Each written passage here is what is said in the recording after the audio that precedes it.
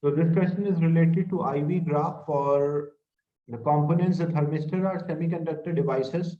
Remember, for semiconductor devices, temperature and resistance are inversely proportional. As we operate them, use for a longer period of a time, temperature increases, so resistance decrease.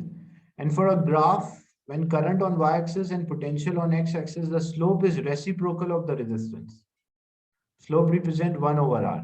So as the resistance decrease, the slope will start to increase. So what will be the shape of this graph? If you want to complete, initially the temperature is not changing, but once the temperature start to increase, resistance decreases. As the resistance decreases, the slope will increase. So slope will increase. And same thing, a mirror image other side.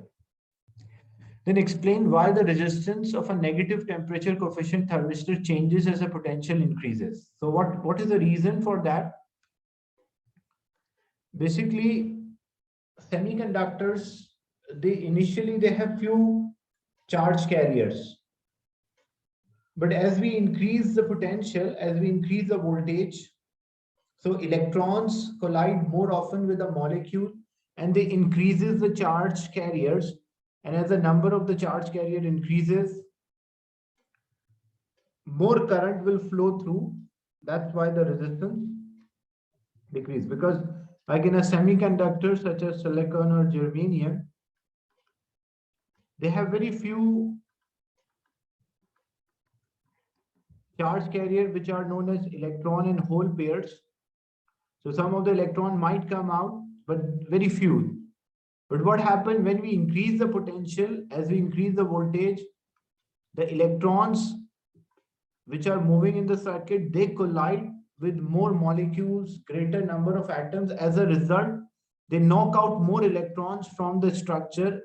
As the number of the charge carrier increases, the conduction will also increase. So the points you should mention when you're answering this type of a question.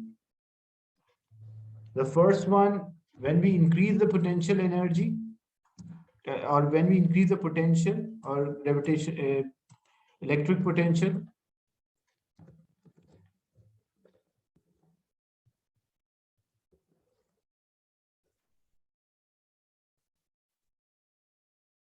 cause more collisions between the atoms and electrons,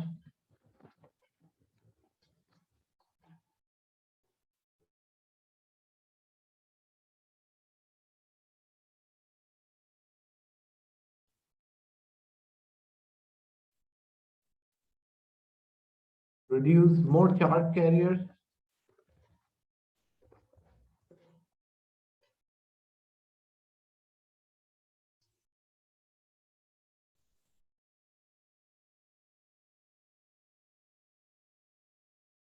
increase the current,